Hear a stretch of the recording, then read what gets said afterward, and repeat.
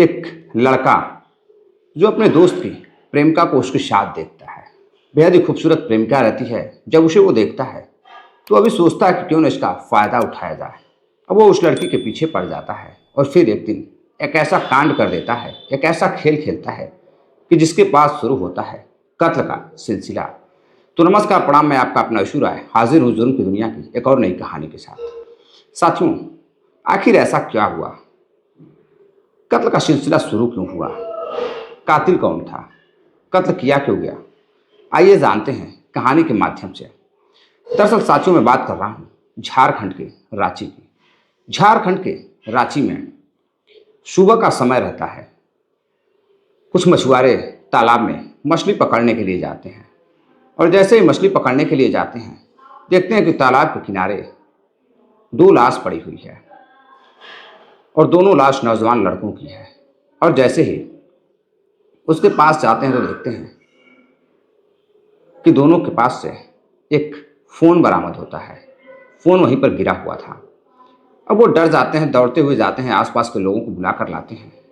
सभी लोग आते हैं, देखते देखते भीड़ इकट्ठा हो जाती है। अब उसमें से एक व्यक्ति पुलिस को फ़ोन करता है। मौके पर पुलिस पहुंचती है, जांच पड़ताल शुरू होती है। अब जब दोनों की पहचान होती है तो पता चलता है कि यह एक का नाम राजू है और एक का नाम प्रांशु है। राजू मुंडा और प्रांशु मुंडा दोनों पास के ही क्षेत्र के रहने वाले हैं। अब सभी को ये जानना था कि आखिर इन दोनों का कत्ल क्यों हुआ है। पहले तो लोगों को लगता है कि शायद तालाब में डूबने से मौत हुई होगी, लेकिन शरीर पर कई धारदार हथियार के निशान भी थे। अब घर वालों को सूचना दिया जाता है और फिर बॉडी को पोस्टमार्टम के लिए भेज दिया जाता है।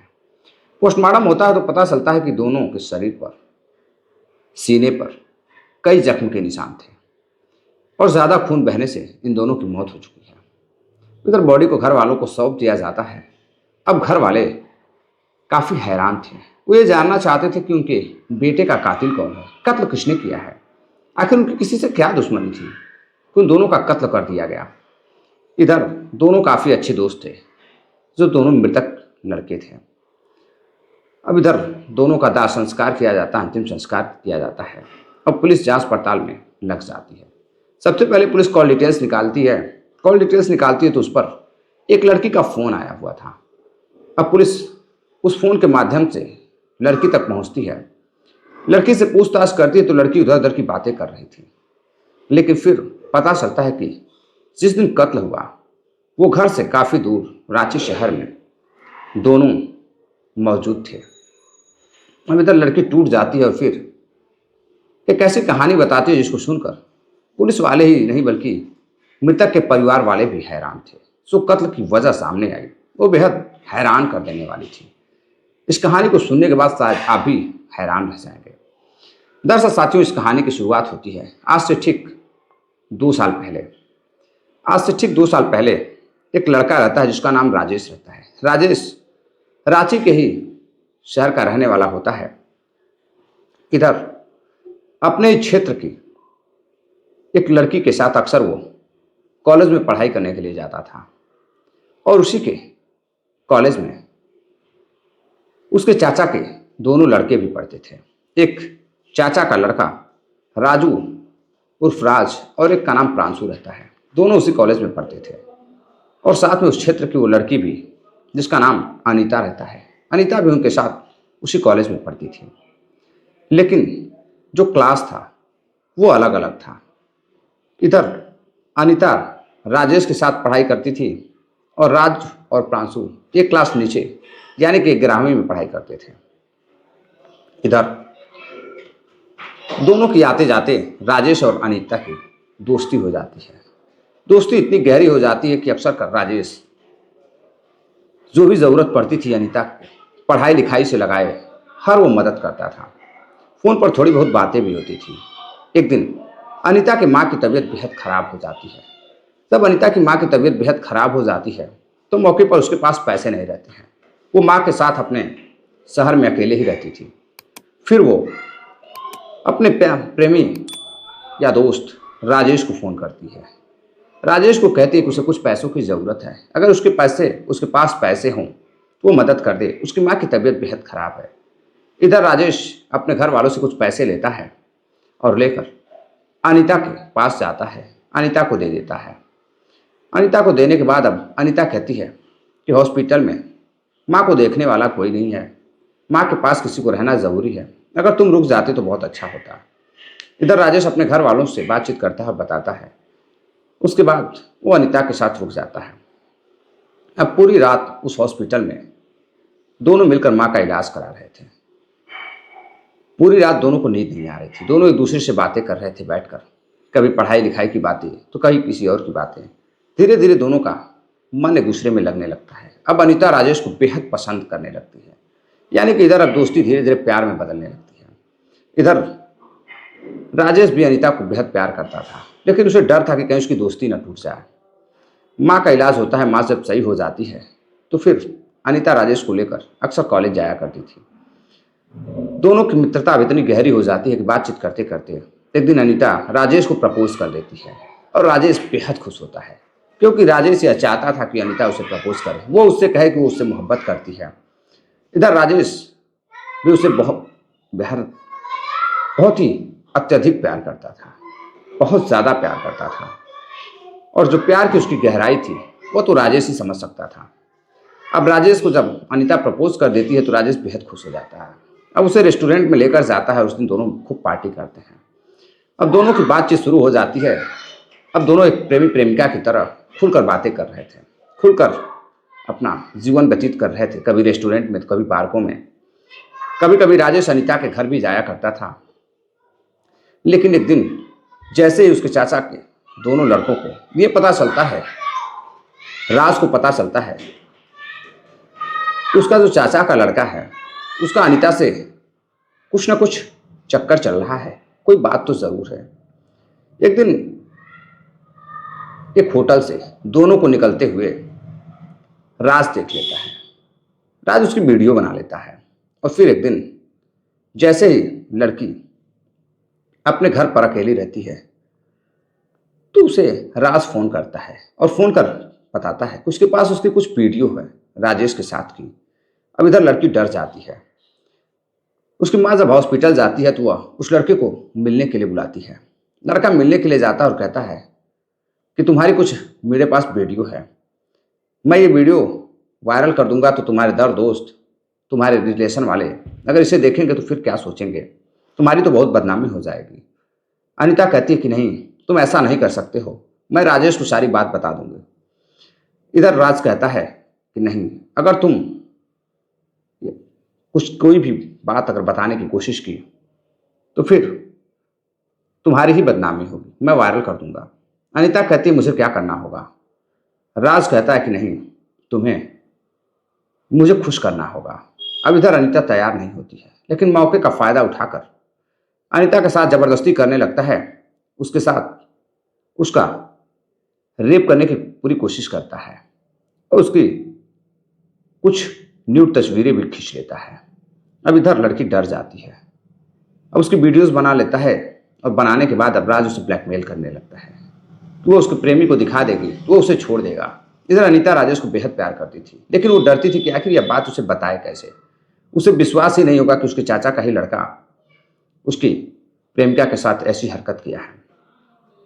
अब वो वीडियो दिखा करके एक नहीं, दो बार नहीं, तीन बार नहीं, राज उसे कहता है कि वो उसे बेहद मोहब्बत करता है, वो उसे शादी भी कर लेगा। लेकिन लड़की तो राजेश को प्यार करती थी, अनीता राजेश को प्यार करती थी। इधर राज ब्लैकमेल कर उसके साथ कई बार यौन शोषण करता है। अब लड़की थक जाती है। राजेश की मोहब्बत को देखकर अनीता परेशान हो रही थी। अनीता को समझ में नहीं आ रहा था कि वो क्या करे। बार बार राज से विनती कर रही थी कि तुम मुझे छोड़ दो, ये सही नहीं है, तुम जो कर रहे हो ये गलत है, तुम वीडियोस वगैरह डिलीट कर दो, तुम राजेश के भाई हो, नहीं तो मैं तुम्हें सबक सिखाती। अब इधर लड़की एक वीडियो के बहकावे में आकर फंस जाती है और इधर बार बार वो फायदा उठा रहा था। इधर लड़की अब उसे ये बताती है कि वो उसे प्रेम करने लगी है। अब राज सारी वीडियो डिलीट कर देता है और फिर उससे बातचीत करने लगता है। इधर लड़की राजेश से भी बात कर रही थी और एक दिन राजेश को बुलाती है और बुलाकर उससे कहती है कि देखो, मुझे तुम्हें कुछ बातें बतानी है। अब वो राजेश को बताती है कि तो तुम्हारा चचेरा भाई है, उसने मेरे साथ यौन शोषण किया है, रेप जैसी घटना को अंजाम दिया है, एक नहीं अनेकों बार वीडियो दिखाकर ब्लैकमेल कर, और मैं उसके बहकावे में आ गई। मुझे समझ में नहीं आया कि मैं क्या करूं। मुझे लगा कि काफ़ी बदनामी हो गई। राजेश इधर अनीता से गुस्सा हो जाता है और फिर 3-4 दिनों तक नहीं बोलता है। इधर अनीता भी काफ़ी परेशान थी। फिर राजेश और अनीता दोनों मिलते हैं। मिलने के बाद अनीता को माफ़ करता है और एक प्लान बनाता है। अब प्लान के तहत कुछ दिनों के बाद राज के चाचा की मौत हो जाती है, और जब मौत होती है तो फिर दाह संस्कार भी होता है। और कुछ दिनों बाद अब तेरही जो बोलते हैं, श्राद्ध वगैरह, जिसमें लोगों को भोजन कराया जाता है, उसके लिए राज अब घर से निकलता है कार्ड बांटने के लिए। अब इधर शोक समाचार यानी कि शोक संदेश बांटने के लिए निकलता है, शोक भोज के लिए। तभी राजेश को पता चल जाता है। राजेश अनीता को फोन करता है और कहता है कि एक काम करो, उसे शहर से हट के एक जंगल रहता है, वहां पर उसे बुलाती है मिलने के लिए। कहती है आज तुम्हें जी भर कर प्यार करना है, तुम्हारी बहुत याद आ रही है, तुम कहाँ हो।